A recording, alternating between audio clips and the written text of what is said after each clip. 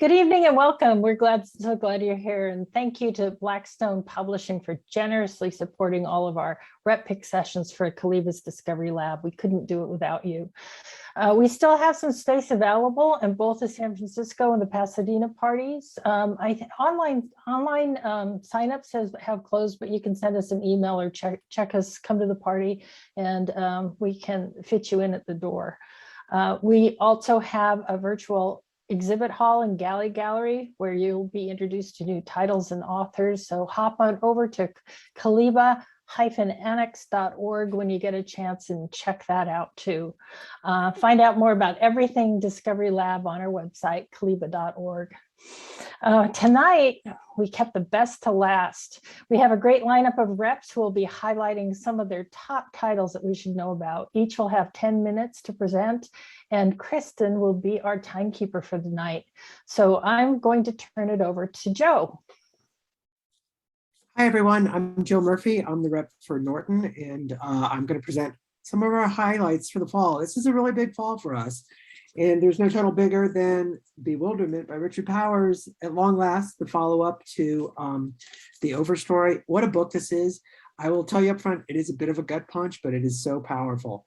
It's about a widowed father and his son. His son has had a lot of emotional difficulties because of the loss of his mother, but he's also pretty deeply in the autism spectrum. His mother had participated in this brain mapping experimental program a few years before. And the second part of it is that you can follow someone else's brain mapping and sort of internalize their thought processes. So the son gets to do that with his mother's brain patterns, and he becomes much calmer, able to socialize, really sort of comes out of his own little world and loses the behavioral problems he was having. The problem is the funding is cut. So there is a sort of parallel to, and it's mentioned, to Flowers for Algernon in this. And there's a lot about sort of living in the world as it is today, especially with the possible extinction of the human species. It is so powerfully done. I think it makes up for, it doesn't have the sprawling ambition of The Overstory, but what it has is really tight intimacy with this small group of characters.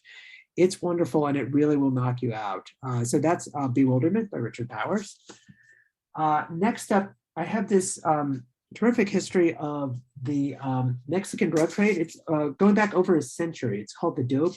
This is such a fascinating read about some really, I have to say, ingenious entrepreneurs over the years. It's filled with colorful characters. It really is kind of a microcosm of capitalism in an incredible way. And I think the other thing is Smith very strongly puts the fault for the Mexican drug trade and its issues in the lap of the consumer, and that's America. He says he finds that as a rule, drug consumption in Mexico is far lower than it is in America, and that, of course, the violence comes from our exporting guns into the country. But overall, it's just a really just fascinating bit of history. As I said, like really ingenious characters through the century that has been going on. So that's The Dope by Benjamin Smith. Next up, Mary Roach is back, and with such an appealing subject. It's called Fuzz, When Nature Breaks the Law. This will really, my dog barks, this will really apply, but she goes through sort of an overview of every possible way which animals break human laws and cause trouble in that sort of way. She spends time with a sort of CSI team from the Park Service that helps figure out the aftermath of bear attacks. She goes to the Vatican, where they're trying to find humane ways to disrupt the doves who take apart the floral displays on Sundays at the Vatican.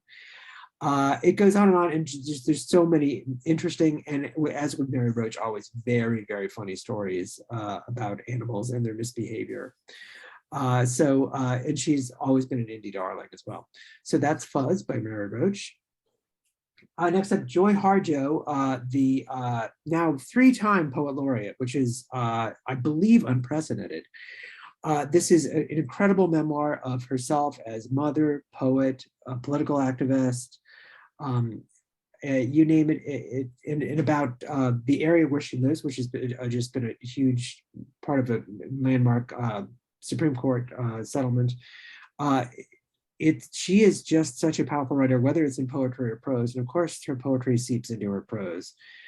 So this is a really unique memoir, and I just highly recommend it. That's Poet Warrior by Joy Harjo. Next up is Atlas of the Invisible, which is a great gift. These same guys, Cheshire and Birdie, a few years ago did a book for us called Where the Animals Go, that tracked animal migration. This is about various visual displays of, dare I say, quantitative information and unique ways of visualizing facts and figures that we otherwise have a hard time imagining. I've got one, I know we've got it on the screen too, but I've got, this is an interesting map of airline flights in the US, which is like, again, sort of fascinating way of visualizing this. I think it's just a great gift for the holidays. It's every page you open, it's a new way of looking at something that you never would have imagined. Next up, this is giant. It is the New York Times cookbook. Amanda Hesser, the great cookbook cooking writer, went through, this is the second edition. So the initial one was 10 years ago, and she went through and went through over 100 years of recipes in the Times, pulled out the best ones, updated them, made them palatable for contemporary chefs and consumers, and has presented them here now. And so it's been 10 years, so she just went through the last 10 years of New York Times recipes and added more. It is a great reference cookbook. As you'll notice, the photos are in black and white. The reason for that is they're actually from the newspaper, because all these recipes were in the paper itself. So it really is a reference cookbook, as you can see, and it's on a par with The Joy of Cooking. It's really incredible and very voluminous without being the same old recipes, because she found some really unique things in going through 100 years of New York Times history. Next, Poison for Breakfast. What a fun stocking stuffer this is. It's the first adult novel by Lemony Snicket, and it's told by the narrator, Lemony Snicket, who has his amusingly precious little breakfast one morning, and when he's done with it, he finds a note saying, "You had poison for breakfast." And so he spends the day tracking down every single element of his breakfast and trying to figure out where the poison was. This is a case where the journey is definitely very much in the detours. The detours of the destination, really, is what I would say, because there's a million little amusing thoughts that he has during the course of the day. He goes way off course from the topic of breakfast constantly. It's just very fun, very amusing. It's a quick, delightful read, and as you can see, the trim size does make it a perfect stocking stuffer. Next, Joseph Ellis, The Cause. It's his first history of the American Revolution, and what a great get for us. He's the winner of the Pulitzer Prize, and it covers the entire revolution, not just like a figure or two from it, and we feel it's our big history book for the fall. Next, well, I do have another important history book. Oh, I'm sorry, Annotated Arabian Nights. I'm afraid I don't have a copy of this yet, but it's going to be so beautiful. It's in our annotated series. It's a brand new translation that we think is going to get a lot of attention. And as always, it's gorgeously illustrated, and it has these incredible annotations running along the margins throughout that just really help bring the entire tale to life. It's going to be terrific, and it's going to be an exceptionally difficult reprint. In fact, the initial print run is running a bit late, so I would say order up, because this is going to be pretty much a one-shot. I do have another major history book to talk about, and that's Born in Blackness, which really reconfigures history in a completely Afrocentric sense. It is saying Africa is central to the making of the modern world at a fundamental level, and that it's really time to revise history and look at it from that point of view. French is a major scholar at Columbia, and the editor Bob Weil is over the moon about this book. He's always has some sort of passion project on every list. This is it. So that's Born in Blackness by Howard French. And then this, I have a copy to show you, finally, the lyrics by Paul McCartney. It is incredible, 9 pounds. And it is McCartney's complete collected lyrics, alphabetically arranged. And he sat for several years with the poet Paul Muldoon in order to do an autobiographical essay about each one. McCartney says this is as close as he's ever going to come to an autobiography. It is a beautiful package. It is incredible when you see the songs he's written. It does go all the way back to the beginning of the Beatles. He talks very frankly about all the Beatles history as well. It's going to be a great gift. And again, hurry and grab it because it'll be a nightmare reprint. And then finally, I will mention Poems from When We Were Very Young. It's a gorgeous new version illustrated by the delightful Rosemary Wells. And what a great combination with A. Milne that is. I just think that's so terrific. And it will be in the Kaliba catalog for the season as well. So I think I'm kind of on time. Thank you very much. You know, I didn't even have to interrupt you, Joe. You did perfect. That was amazing. I had my little stopwatch going in the corner there. Okay, you were watching yourself. Okay, you did great. Thank you so much. Thank you. Okay, next up, we have Jim Hankey and Gabe Barillas from HarperCollins, and they are going to each take 10 minutes. So I'll give you the 10-minute warning, guys, when that comes up. But you go ahead and get started. Welcome, everybody. Thanks for joining tonight. I'm Jim from Northern California, and Gabe is in Southern California. We're going to do tag teaming here. And what we decided to do is just go strictly in order of pup date. So we're going to mix together kids and adults and keep you on your toes a little bit. So first up, I think is mine, Pax Journey Home. This is Sarah Pennypacker with illustrations by John Clausen. Gorgeous follow-up book to her award-winning middle grade novel, Pax, which I just felt should have won the Newbery, but it did win lots of awards. This new book just came out last month. It's in your stores. I'm sure you're selling it well. But it's a story that can be read on its own without having read the first one. But I think readers of the first book are going to find this an even more resonant story. It's about a boy named Peter, who's now separated from his fox, Pax, whom he raised as a pup in the first book. Peter is now recently orphaned and is really emotionally withdrawn from the after effects of a devastating war. Pax is now raising a family on his own with his mate Bristle, but the fates of the two of them are going to intertwine once more in this book because Peter is the only one that can take care of one of Pax's kits who has become a victim of toxic poisoning that's contaminated the land as a result of the war. Sounds heavy duty, it is for middle grade, and yet she handles it so deftly. This, to me, the two of them together feel like a modern classic. It just hits that Newbery sweet spot for readers of Sounder, readers of Old Yeller, but without the sad ending, I might add. So she's just such a nuanced writer. I think, she has empathy for her characters and a really hopeful message without sugarcoating where we are in the world. And I think choosing your family and the power of love and finding healing wherever you can is really the strength of this story. Yeah, I think there's something in these characters that she finds that pulls something out of her because these two books are just so perfect in and of themselves and together.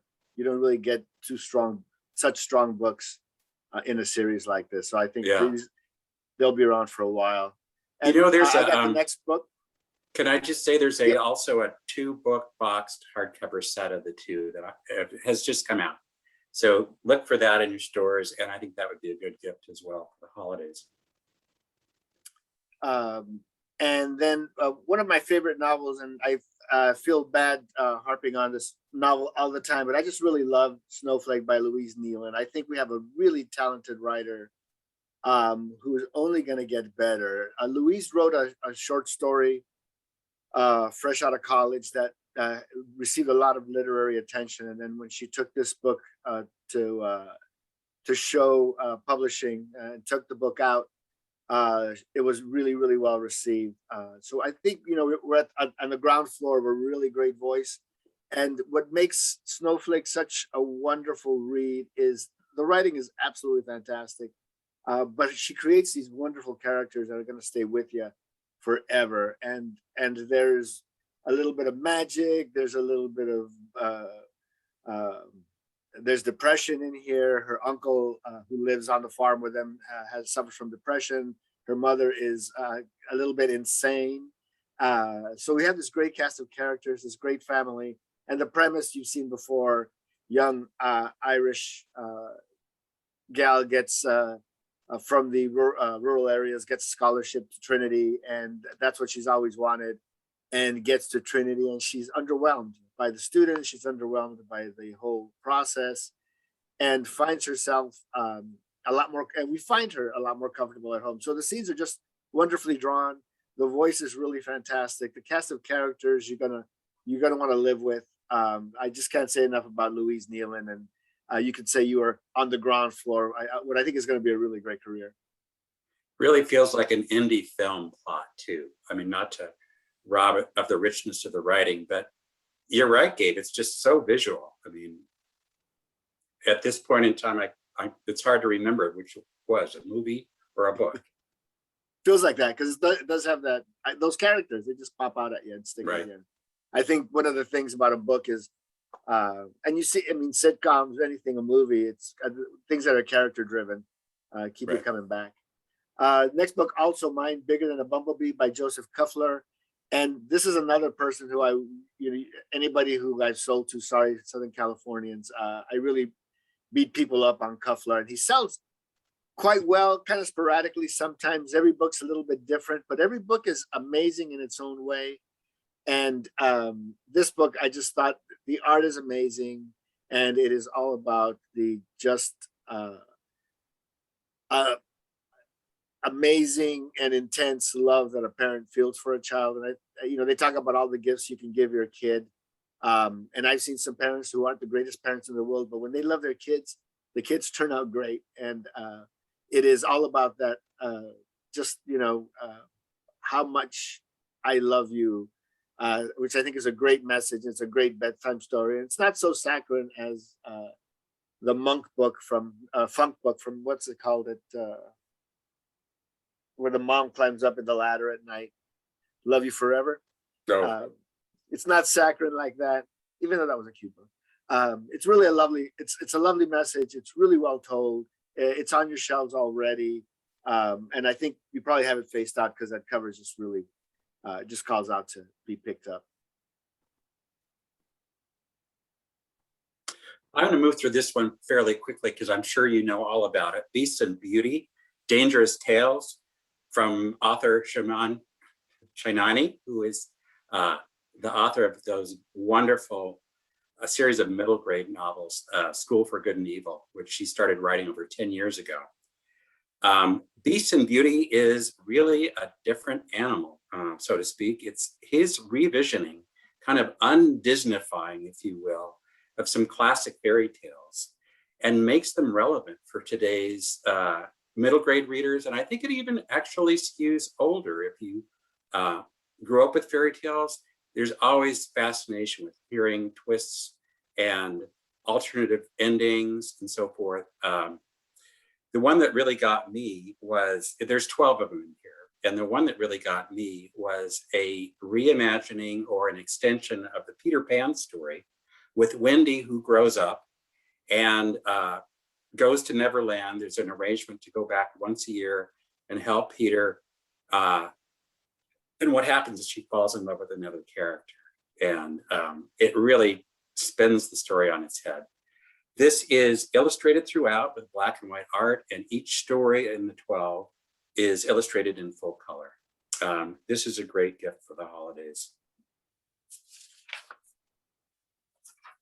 And then Garlic and the Vampire. And this is just another fun, heroic clove of garlic saving the world. This is just a really cute, oversized, and intensely illustrated and really fun novel for the middle grade readers. And it is Garlic is the sort of reluctant hero, doesn't quite know how she, doesn't really find that she's very special in any kind of way. And then one day this vampire comes into the town and Garlic finds her purpose. So it's a very heroic and uplifting book with a female protagonist. And the art is just terrific. I think we've shown that we can do some really, we can get some really good sales. And you guys have seen it out of the really strong graphic novels for the middle grade reader. And I think this is one that's going to stay on your shelves for a long time. This is reordering strongly. I'm seeing lots of reorders for this. So grab them now. I'm getting the same thing. So we got a start review from the Bulletin. And we've got some good editorial reviews, and we're really excited. And you'll see it. When you see it, you know it. And I think it's the kind of book that as soon as you look at it, you recognize it's got something special, and you start reading it. But it's really cute, and I think it has some staying power. And then guys, this is your, just to interrupt real quick, Jim and Gabe, this is your 10-minute warning. Pick it up a bit. Not going to talk too much about this book. You guys sold the hell out of Snow. We were out of stock last November immediately, practically, and the folks over in the inventory got it back in stock surprisingly early. It sold through Christmas really well. I mean, this book, Snow, continued to sell well into this year, and I am already seeing reorders on Snow, the paperback that just came out, and April in Spain, which features that great character that was introduced in Snow. So I think, and I'm seeing it already, I should have picked something else. This is kind of low-hanging fruit because it's moving in both hard and paperback. This next one is a memoir. It's a debut author. Running is a Kind of Dreaming by J.M. Thompson, who is a therapist and ultra marathon runner. He's an ordained Zen practitioner and yoga instructor. And this is a story of his life as a young man descending into madness, and how running, among other things, brought him back to life. So starting with depression and an addiction to medication, finally a suicide attempt, Thompson had an impulse one day to sprint across the rooftop at the mental hospital where they were giving him fresh air. And he just thought, run. And it was just kind of like in his DNA somehow that was going to somehow get him out of his mental loops and traps. Thompson really dives deeply and really pulls no punches in talking about how intense and how burdensome living with sadness and depression from the age of 15 impacts a life, and how he gets through it. You turn every page waiting for the next episode, and it's a hopeful one. We have a beautiful quote here from David Sheff, the author of Beautiful Boy, saying this book will inspire and provide hope for the hopeless. Thompson has done something unusual here. He's a therapist, as I said, and by revealing his own personal history of mental illness, he's doing something that is not done in the profession. And he's hoping that that's going to help others. It reminds me in a way of what Irving Yalom did years ago when he wrote Love's Executioner, which went behind the scenes and talked about what the therapist is thinking in front of his patients. And that was a big no-no as well. The other thing about this is he's such a good scholar and weaves together all these stories. It reminded me a little bit of Robert Pirsig and Zen and the Art of Motorcycle Maintenance. You just want to go where his mind is going. So I can't recommend this one highly enough. And he will be one of the authors this Sunday at the Books Inc. gathering in San Francisco. And then I've got the Book of Non-Existent Words. And this is just one of those fun books for readers, for people who like language. And it Our author here, Stefano Massini, is Italian, and he writes this. It's a collection of stories about famous and infamous people, and so he creates these great narratives with these great characters, and stumbles upon situations where existing words aren't enough to convey what he feels needs to be conveyed in the narrative. So he, cobbles together words, which, it's something that there's just so much to that. Language is created by the everyman. We accept words that fall into common usage. It's not the academics who create the words, but it's a collection of great stories, imaginatively told. They're whimsical. They're very highly imaginative. They keep you turning the pages, and I think, and the language fact of the words and what he does with language and what you can do with language, I just think really comes out real well. So it's like a three-pronged attack on your brain. I really like this book an awful lot. That's a great one for word nerds. Years and years ago, there's Transit of Vampire and Eat, Shoots, and Leaves, and those are a little different. But I think this one belongs there. And also just for somebody that loves whimsical storytelling, Italo Calvino, for example. And it's also really beautifully illustrated with color illustrations. So another one of my favorites too. The art is really great. And then Girly Drinks by Mallory O'Meara, who did The Lady from the Black Lagoon for us a couple of years ago, comes to us with this book about women in the world of alcohol, and nuns that were creating ales and wines 900 years ago. She starts off with girly drinks and what constitutes a girly drink, and so it's a social history, and it is a history of women, and it's a history of the industry, and the reviews are really off the chart, getting a really lot of attention. So she writes a really lively narrative. She won the Southern Cal SCIBA nonfiction award a couple of years ago for Lady with the Black Lagoon. So don't miss out on Mallory. Don't discount this book. The reviews have been terrific across the board. Jumping back into kids' books very briefly, Everybody in the Red Brick Building is a debut by Ann Winter, illustrated by Gabe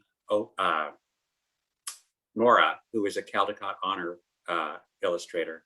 This is just a great story of a chain reaction of noises waking up several children and a cat and a parrot living in an apartment building.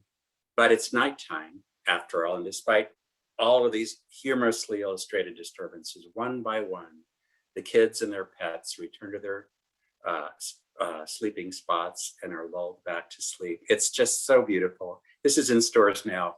Please pick it up. The artwork is so vibrant. It's such a lovely message, and everybody could use another bedtime book. Bird Cove. This is one of my, we have several favorite Jim novels on this list, but this one blew me away. This is Sarah Hall. This comes out November 2nd, so you haven't seen it yet.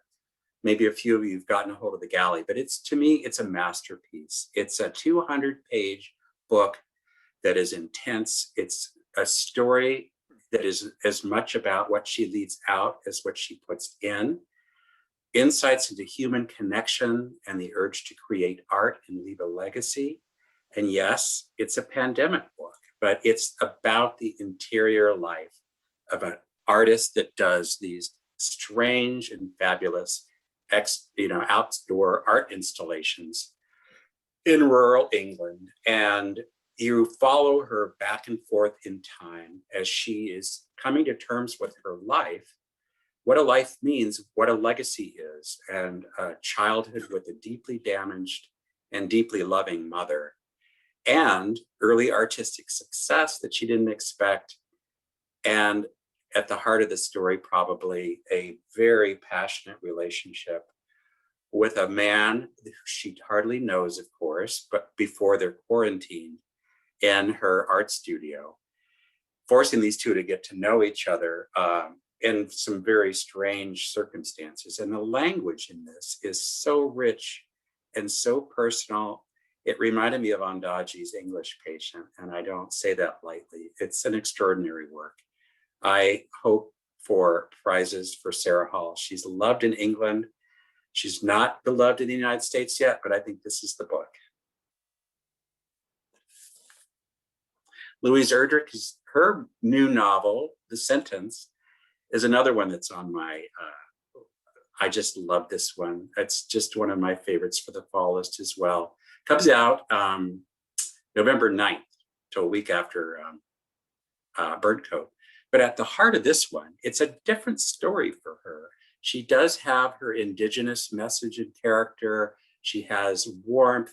She has just whimsical storytelling chops in this one. But at its heart, it's a story about the power of books and the privilege entrusted to booksellers at connecting books with their ideal reader.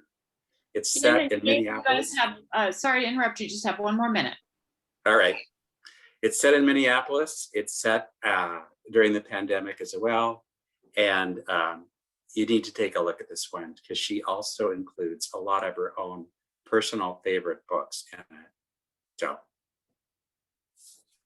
And then The Hummingbird, which is one of my absolute favorites. And I love Sandra Veronese. We published Quiet Chaos a few years ago. Really great reviews, great reads.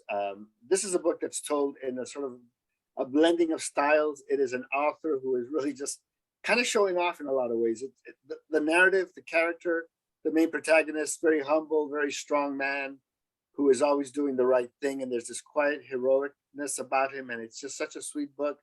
And then and I really love the telling and how he did it and the protagonist. And he moves him around in time and we see him in various aspects of his life, doing everyday things that ultimately ends up being almost a heroic figure in how he handles everything that's thrown at him with such a plum. And then, but as I kept reading, I'm like, man, this guy's just really showing off what he can do. He's just an amazing writer. And I didn't resent that. I was kind of like, what are you doing? But it's brilliant and it's a lot of fun. And I loved it. I just loved it. It'll make you might, I almost shed a manly tear when I finished this. Okay, Gabe, last one. Thank you for doing this. Why Design Matters is kind of the iffiest one on the list in terms of actually if we're going to get it this fall. So I just wanted to go through these spreads. It's a highly designed book of interviews that Debbie Millman has done over the course of 15 years with her podcast called Design Matters. And the cast of characters in here, everyone from Myra Coleman to Anne Lamott, Amanda Palmer, Chris Ware, Ira Glass, Eileen Miles. These are such insightful interviews that and the package itself is gorgeous. Whenever this lands, and I hope it's before the end of this year, you're going to sell a ton. I love it. It's going to be fun. Design, sound design, gorgeous. Stage design, book design, all sorts of every stop design. There's so much design involved in our lives. It's brilliant. Beautiful. It looks amazing. Thank you so much, guys. We want to move on now to our friend Kevin Peters from Book Travelers West. Kevin, you're up.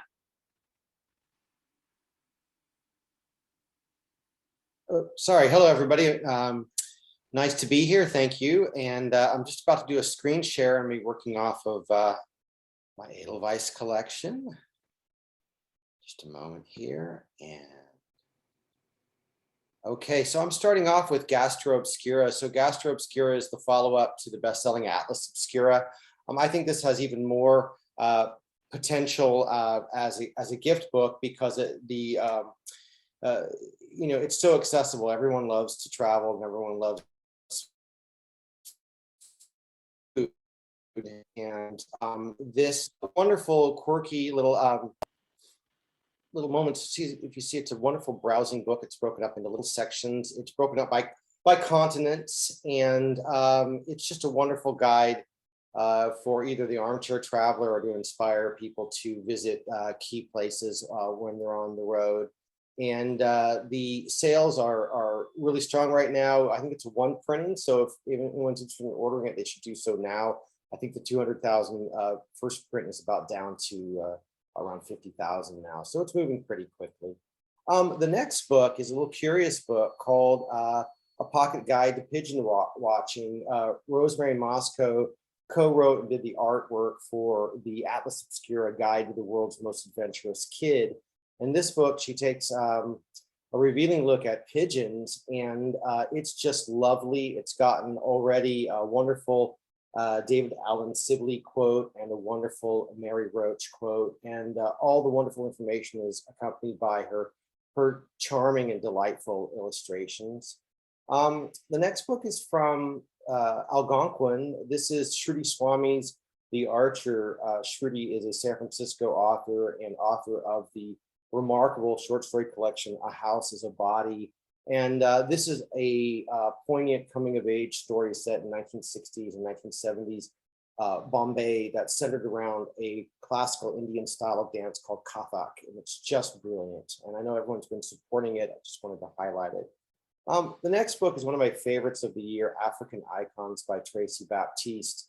African Icons features these beautiful imagined portraits of historical figures from Africa. And the one that really struck me was Aesop, because Aesop, most people don't realize, was an Ethiopian who was brought to Greece as a slave.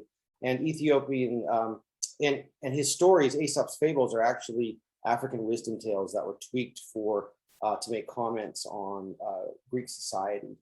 Just a brilliant book. It's already gotten starred SLJ, starred PW, and starred Kirkus reviews. The next book is also from Algonquin. It's How Do You Live by Ginzaburo Yoshino. This will be the subject of the next Miyazaki film, and it's the favorite book of Miyazaki, and it's already gotten wonderful reviews, some starred reviews. Following that, Grains for Every Season. This is Joshua McFadden's follow-up to 6 Seasons, which is still the best-selling cookbook that I sell, even though it came out, I think, in 2018. It's still the best cookbook that in terms of numbers. So this is going to be huge. It's already gotten some starred reviews. Grace Bonney's Collective Wisdom. This is also from Artisan. This is the follow-up to In the Company of Women, which was just a groundbreaking book in 2016. And this here she features 100 women entrepreneurs and creatives who are over 50. My next book is from The Experiment. This is also a Workman publisher, and this is the follow-up to Brilliant Maps for Curious Minds. And this book here is exclusively focuses on North America. These are great conversation starters. I just want to, let me scroll here and just bring up a few of the maps here. You can see there's not a lot of text, but there's so many curious things that you'll find out in these maps that will just lead to great conversations.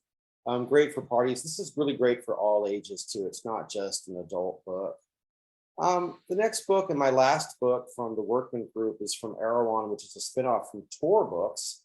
And it's the book All Consuming World by Cassandra Caw. This is a debut novel that got a absolutely glowing NPR book review. And it actually wasn't even on my radar, to be honest with you, but it was the only science fiction novel NPR picked out. And it has been described as a cross between Neuromancer and Ocean's 11. It is a heist novel. It's super gory. That's a little something people should know about.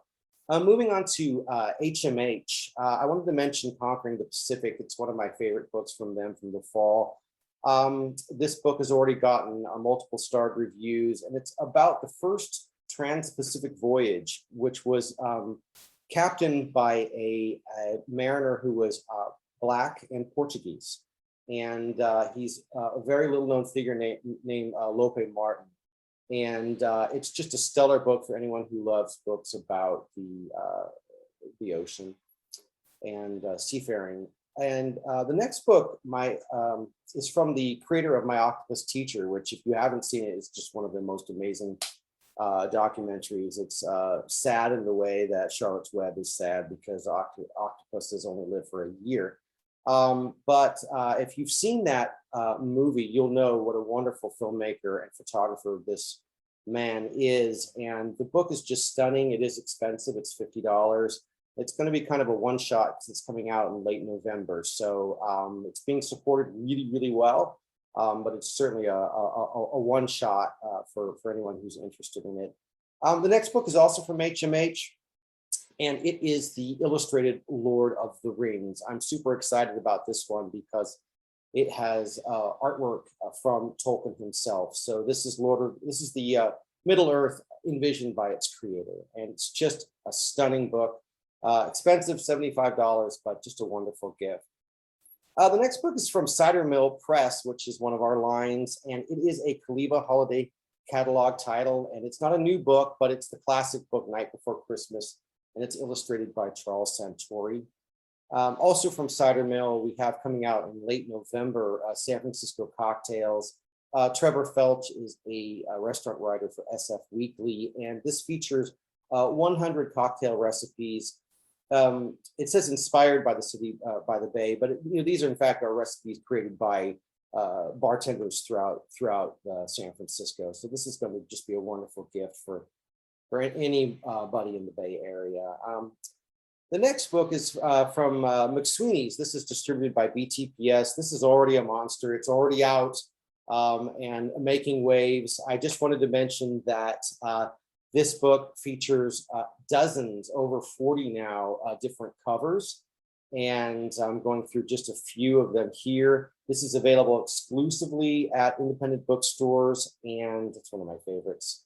It was not available at Amazon or BNN or anybody like that. It's not even available through bookshop.org.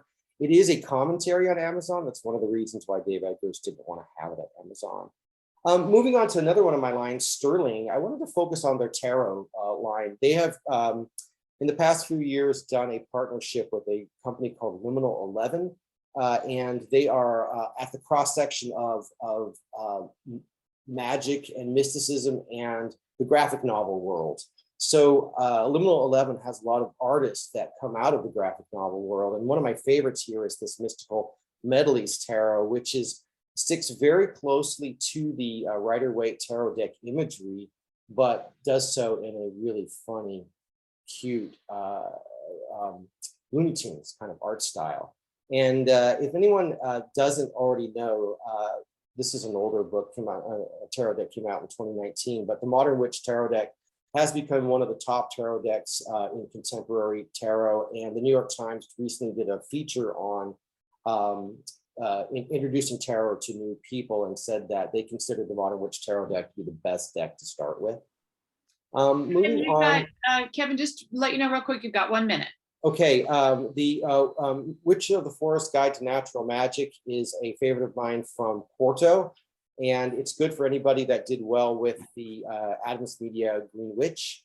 Good Girls Guide, Good Girls Don't Make History is a graphic history from Wide-Eyed Editions, also from Porto. And lastly, I just want to say the Practical Witches Almanac, the 2022 edition is from Microcosm, which is another one of my lines.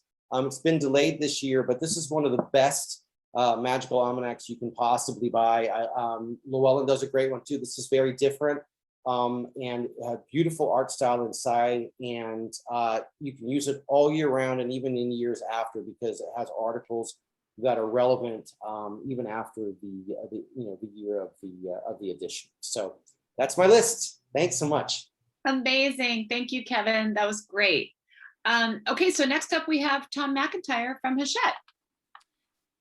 Howdy campers. I am Tom McIntyre. I represent a whole broad variety of imprints. I won't go into that right now or I'll be done. I'm going to start off this evening with probably my favorite book of the fall list. It's a brand new comic novel by Joshua Ferris, who you might recognize from his first novel in particular, Then We Came to the End, but he also wrote The Unnamed, The Dinner Party. And this novel here, I think, does kind of harken back to the humor that is contained in Then We Came to the End. It's ultimately a father-son story, really about a family overall. And it took the author about 10 years to create this book. It's very much a work of autofiction. I would put it in the tradition of the Homeland Elegies that we also published last year by Yed Akhtar, but has a much lighter tone overall. As the novel begins, the father is contacting each of his children to let them know that he has been diagnosed with pancreatic cancer and that they need to come to the house immediately. And once they get there, though, it appears that perhaps what he told them was a mistake or not. There's a bit of a hinge moment in this novel as it goes along. Ultimately, it has a very interesting and kind of uplifting feeling of not only families, but what sometimes we would like for our families to be like, and perhaps they're not. So a bit of an idealization of them. It's a great book. I think it's going to be nominated for a lot of the big prizes at the end of the year. Next up is The Memoirs of Stockholm Sven from Nathaniel Ian Miller. This is a first novel. It was just selected as the Indie Next #1 pick for the month of November. So we got a lot of great interest from booksellers throughout the country. And it is based on an actual historical figure named Sven Ormsson.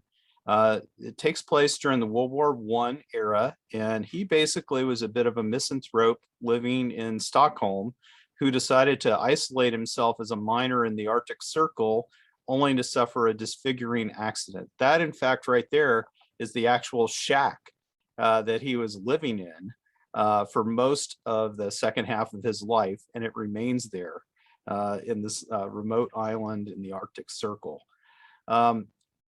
After suffering this disfiguring accident, he does relocate to this tiny island, and the interesting thing about it is that while he tries to isolate himself, he ultimately finds community there.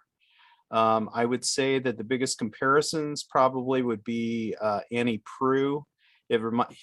Not so much in the writing, but more in the theme of the book, of a person who is, feels himself to be extremely out of step with the society that he's in.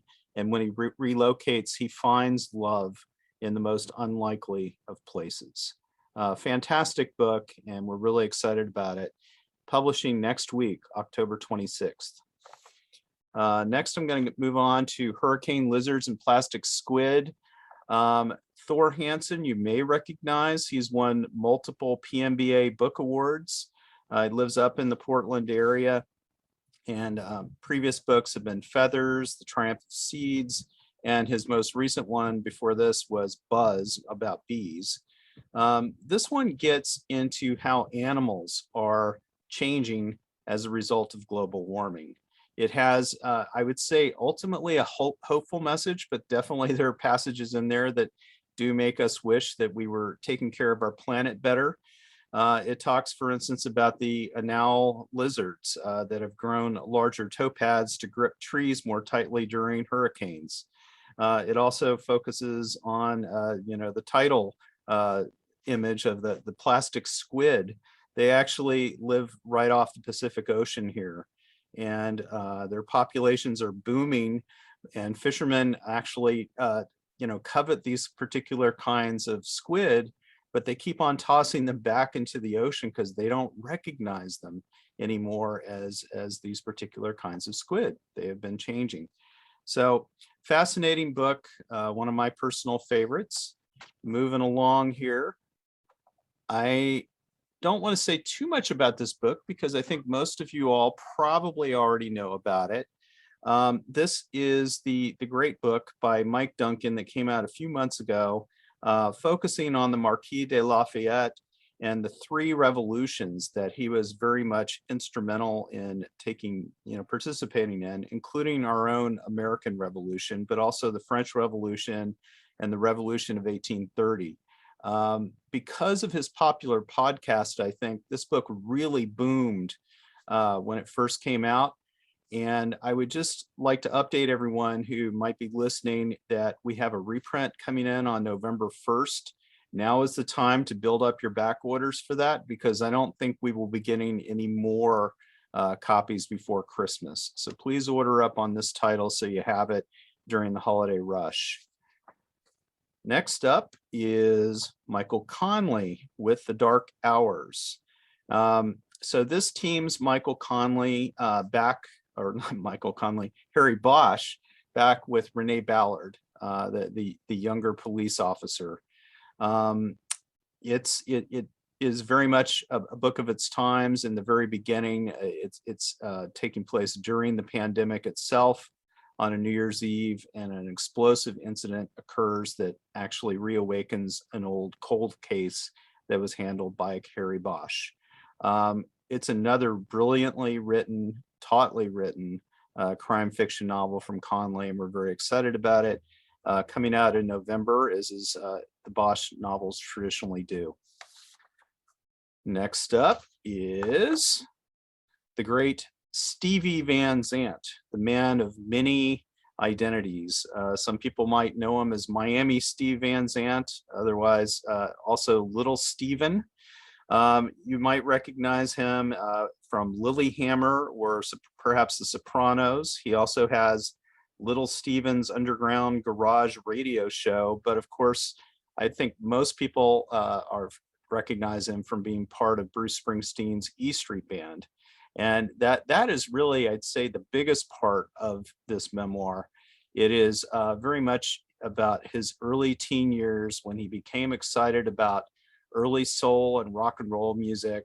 He used to go to the clubs from New Jersey over into Greenwich Village and became friends over there with Bruce Springsteen because they used to see each other at the clubs all over the place, and then they started going together.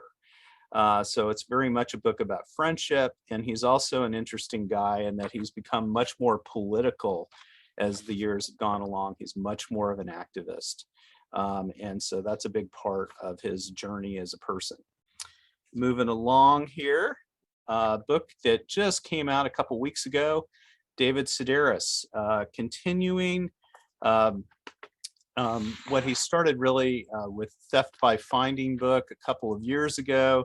These are basically amusing vignette journal entries that he has done. We have, by the way, a brand new collection coming out from Sedaris next summer in 2022. But in the meantime, you have this fantastic book that really focuses on the past 20 years of Sedaris. It gets into some pretty serious stuff about the suicide of his sister, the death of his father, the fact that his father perhaps doesn't fully appreciate David as much as he should. But it also has just a lot of just funny, little pithy, poignant vignettes throughout. So I strongly recommend this one. It's going to be a big seller, and it's also a good opportunity for you to stock up on Backlist. Holidays on Ice, of course, routinely makes the bestseller list each season. Of course, you've got Naked and Barrel Fever and all of the others. Tom, you've got 1 more minute.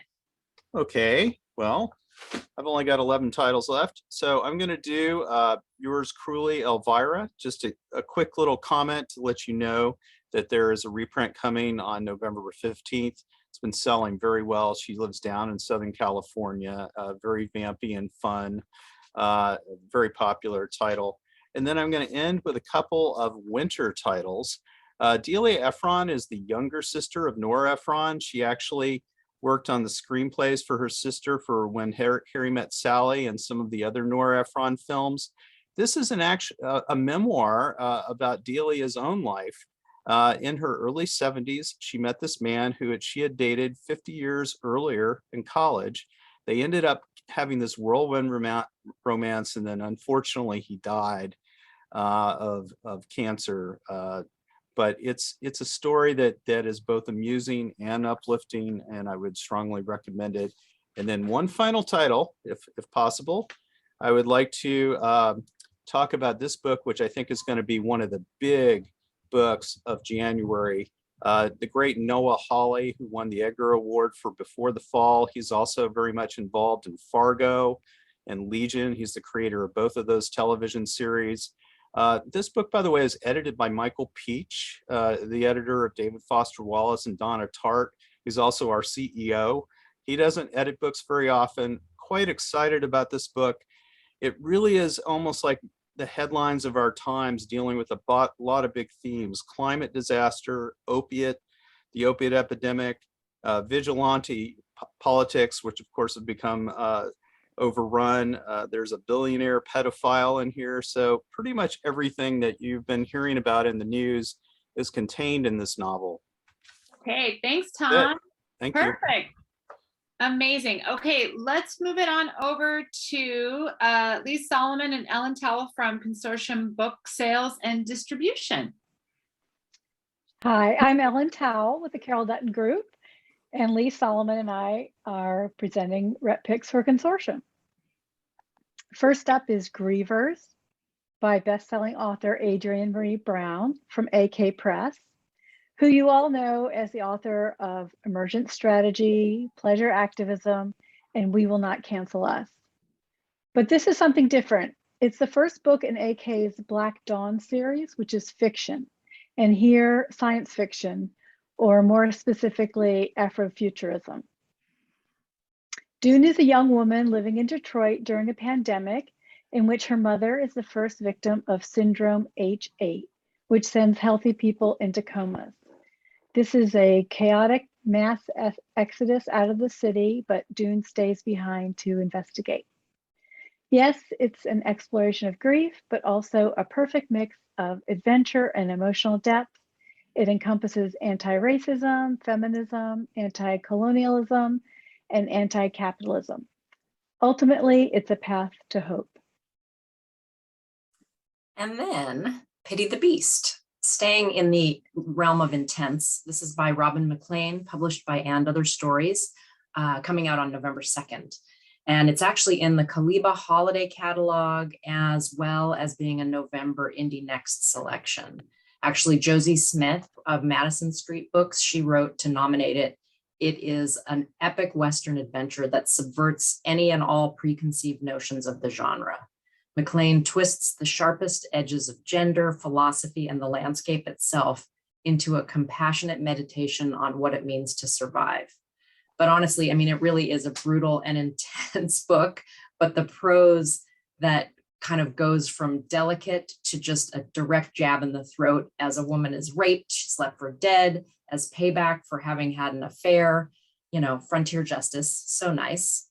But of course, she's not dead, and the story moves between her perspective and that of her pursuers, and then some breaks for the musings of mules and dogs.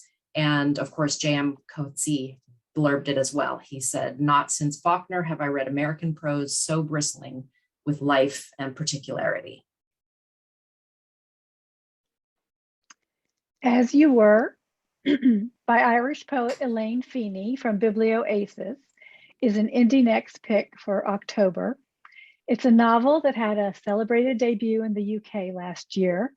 She won Emerging Writer of the Year at the 2021 Dalkey Literary Awards. It was shortlisted for the 2021 Rathbones Folio Prize, winner of the 2021 Kate O'Brien Award, Novel of the Year at the Irish Book Awards, and was included in The Guardian's top debut novels for 2020. Sinead Hines is a funny young property developer with a terminal cancer diagnosis. She hasn't told anyone, not even her husband, Alex. We meet and get to know her fellow patients on the 6-bed ward. The dialogue is sharp and piercingly funny. The characters are unforgettable. The whole world passes through the ward via visitors, overheard phone conversations, remembrances, and the patient's interactions. It's about intimate histories, institutional failures, the kindness of strangers, modern Ireland, women's stories and struggles. It's so funny, but also tragic. It's a masterful new voice. She's getting a lot of really great bookseller love too, so that's really nice to see. And good press. Staying in Ireland, we have A Very Irish Christmas, published by New Vessel Press, which is available now. And it's the 6th volume in this holiday series. They've done French, Italian, Scandinavian, German, and Russian. And the stories are classics. They're, you know, you get your Yeats and your Joyce, but you also get contemporary stories by Anne Enright and William Trevor, and my new most favorite, Claire Keegan.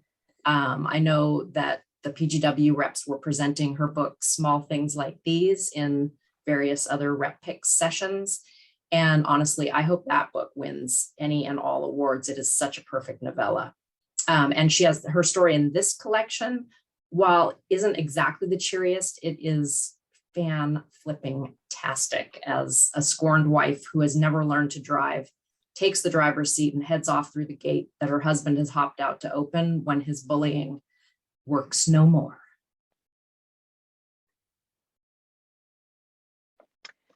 Botanica from Beehive is a beautifully packaged tarot deck about the language of flowers that would make a stellar gift.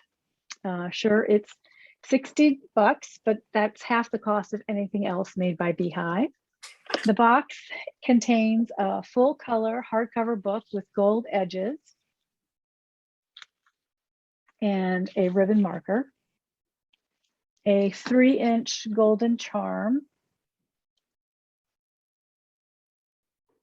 and a 3-inch patch, stickers, Full of along stuff. with, yes, with the tarot deck with gilt edges, and in a box, and a book plate, and an instruction booklet on how to read tarot. I will say beautiful, sorry, go ahead. I was just going to beau- say we sell a lot of tarot decks, and this is unbelievable. Yeah, it's a One is beautiful amazing. objet and perfect for the holidays for anyone who collects tarot, interested in symbolism in plants, or just loves flowers. And then let's see, I have a couple of kids' books to present. The first book, and actually probably you know both of them, the Wordy Book by Julie Pashkis, published by Enchanted Lion. And it came in and out of stock really quickly, but I think we do have it available. It got a glowing New York Times review by Naomi Shihab Nye, and in the customary Enchanted Lion style, it could easily be, I mean, it's a children's picture book, but it's easily also a philosophical art book for all ages, with its richly colored and riveting paintings that are paired with these poetic queries like, what is the sum of a summer's day? Or when does then become now? A word can be savored for its sound and shape as well as for its meaning. And in her author note, she asks readers to please choose your words playfully. And then The Spectacular Suit by Kat Patrick and Haley Wells, published by Scribble, also available now. So there's been lots of books over the years about boys wanting to wear dresses, and not quite as many books about girls not wanting to wear dresses. So this is one of those, and it's a joyful and non-judgmental story of a girl who's hosting a party, who secretly dreams of the spectacular suit she'd rather wear than all the dress options she has in her closet. Her family finds her crumpled, thrown out sketches of what she wants before the party, and they actually make the exact suit of her dreams for her. The colors work really well in the real book. It's kind of hard to tell in Edelweiss, but it's fun, and it's about feeling good in whatever you wear and, you know, actually feeling spectacular. And then we're just gonna. Oh, Lise, since there's two of you, I'm giving you a 2-minute warning. Okay, and actually the last thing we're going to do is go through some of the, we have a bunch of books on the National Book Award shortlists, and also starting with Karente Yamashita. So I Hotel is not a new book, but it's here as kind of part of this news. So the wonderful and brilliant Santa Cruz-based author is being honored with the 2021 medal for distinguished contribution to American letters for her phenomenal body of work, all of which have been published by Coffee House Press. And as we know, the award's coming in mid-November, and Jeff Vandermeer actually calls I Hotel one of my favorite books of all time. The National Book Award shortlisted in translation, Winter in Sokcho, is translated from the French by a French-Korean writer. Sokcho is a tourist town on the border between South and North Korea, and this is the story of a woman working this vacation town in the off-season. It's Marguerite Duras-like and a stunning debut. She was 23 when it skyrocketed in France when it was published there in 2016. Then next is Planet of Clay, translated from the Arabic from World Editions. It's a lyrical novel set in Syria. The author is one of Syria's most prominent journalists and writers, and she has previously been profiled in the New York Times. Much of her writing is banned in her home country. Her life threatened. She fled Syria to Paris in 2011, and the next year she was given the Pinter International Writer of Courage Award. And then after that, we have the National Book Award shortlist finalists for nonfiction, Tastes Like War, by Grace Cho from Feminist Press. And this is a book on food, family, and memory by a Korean American woman. And then for poetry, we have 3 books, 2 by Wave, both came out in April, and then 1 from Nightboat. The sun cast a spell to save us from the void. And that is what we've got for you. Amazing. Amazing. Thank you so much. Thank you both so much. Okay. Last but not least, we have Andy with Abrams. Hi, Andy. Hi there. Thank you to everyone and anyone who is still out there, and to anyone who listens to the recording, watches the recording. I have 27 books in 10 minutes, and I'm going to rip into it here. Starting with Bullet Train, which came out earlier this year and got a phenomenal review from John Powers on Fresh Air. I read this book. I can't think of a book I enjoyed more this year. It was so much fun. Set on a bullet train in Japan, and how many assassins are really on the train? There are a lot of assassins on that train. There is going to be a film coming out next year with Brad Pitt and Sandra Bullock. But aside from that, it's a really fun book. And if you have mystery lovers who are looking for something different and energetic and fun and super entertaining, you can't go wrong with Bullet Train. Next is Mad Women's Ball, which is an award-winning French novel that we published earlier this year, which is a film on Amazon Prime. I loved this book as well. Strongly feminist, book set in the 19th century, about how women of power and intelligence were placed in the Salpêtrière Hospital for the insane. It's incredibly well written. It's very powerful, has an incredible cover. I recommend it really, really highly. Next, we have a cookbook from Scott Conant, who is frequently seen on Chopped on Food Network. He's a wonderful Italian chef. These are recipes from his home kitchen, as it says. I always say that Scott is very well known for his extremely lovely hair. He does have lovely hair, but it's a really great cookbook. Came out a month ago and is selling very, very well. It's just lots of great, delicious, beautiful food. A great cookbook for the holidays. Next, we have a book that I actually brought to Cameron Books. It is profane and hilarious and $14.99, and it really is a cookbook for anyone who wants to know how to make a grilled cheese sandwich, who doesn't know how to feed themselves. In the markup, I put a quote here in red from Celia Sack of Omnivore Books. The author's mom sent her a copy, and she gave them this wonderful quote. She loves the book. I think it's so much fun, and if you can stand the F-bombs, you'll love it. Next is Nailed It. This is from the Netflix show. It's tons of fun. All sorts of food fails, but things that you can cook with your family. Jacques Torres, the wonderful French chocolatier, will be the talking head for the book. It's great. And it's things that you can cook with your family. So hopefully you won't fail. Next is a book that came out 2 days ago. This is Billy Porter's memoir, Unprotected. He's already been on Fresh Air. He's been on Good Morning America. He has tons of upcoming publicity. We expect it's going to be a New York Times bestseller because the sales have been really strong out of the gate. It's a spectacular cover. He's such an amazing looking man. He's a Tony Award winner. He's an Emmy Award winner.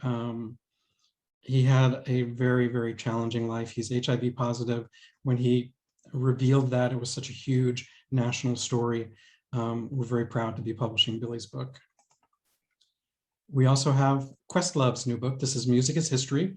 He was on Fresh Air as well, and he has a lot of publicity upcoming as well. This is a book about his favorite music in his life. And it's such a diverse and interesting collection of music that he writes about. He had the documentary, The Summer of Soul, about the Harlem Music Festival in 1969. It's really a moment for Questlove. And this book, I think, has the potential to be a bestseller as well. It's a great gift for the holidays also. We have Philippine X. This is a book that's going to be very, very tough to get. The stock is low. We have a reprint coming in, and then that's going to go, but very influential and talented author and cook, Angela De Mayuga. Beautiful cookbook. We did rep picks at Bookshop Santa Cruz, and there was a woman from a Philippine background who was there, and she grabbed it because she said, there just aren't Filipino cookbooks because we don't write things down. So here is a cookbook with everything written down and great photographs.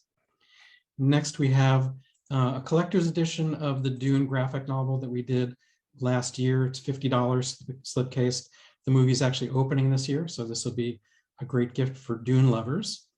New Native Kitchen cookbook that's already getting a lot of attention and has appeared already on a number of best of the year cookbook lists. Freddie Bitsui.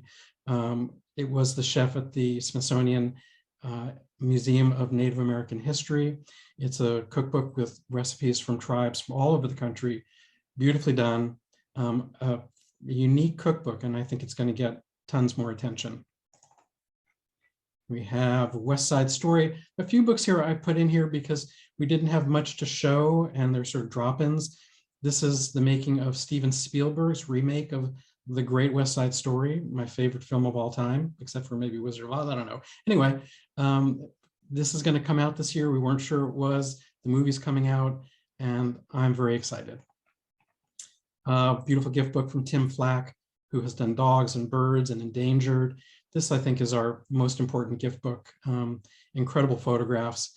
You just can't miss with Tim's photographs. So this is one that we will definitely run out of stock on. So if you're interested, stack it up early.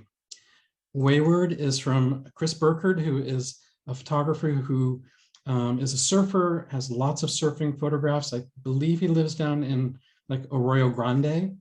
He's also a really terrific writer, and he has something like 1 million Instagram followers, and he'll be a great promoter for this. So we have high expectations for this as well. The Healthy Garden from two authors who actually were writers for Sunset Magazine and were contributors to the Sunset Western Garden book. They have a great Western sensibility. There are contributions from a lot of different gardeners about how to make a really beautiful and productive garden. Obviously, it's something that's become even more important to us during the pandemic and post-pandemic. Beautiful book, lots of great information, $29.99. New book from our friend Chris Santella, who does the 50 Places series. This is yoga. I think you know this series really well. Chris is a great promoter, and it's a great gift for the holidays as well. Just mentioning unseen photos of Street Gang, because there was nothing to show in Edelweiss. We now have photographs. This is the very early days of Sesame Street, candid photographs, really poignant, such an important show, and Sesame Street will be helping to promote the book with us. The Eternal Tao Te Ching is from the author of The Tao of Pooh, Benjamin Hoff. It's a really beautiful package, and it's a beautiful book of new interpretation of the Tao Te Ching from a master who is a best-selling author. I think people will be very excited to have a new book from Ben Hoff, and beautiful photographs throughout as well. And this is $24.99. Last year, we published The Art of Star Wars, The Mandalorian, Season 1. We have Season 2. I think people were taken by surprise by how well Season 1 did. This was a drop-in, just revealed. So talk to your rep to order your copies of that.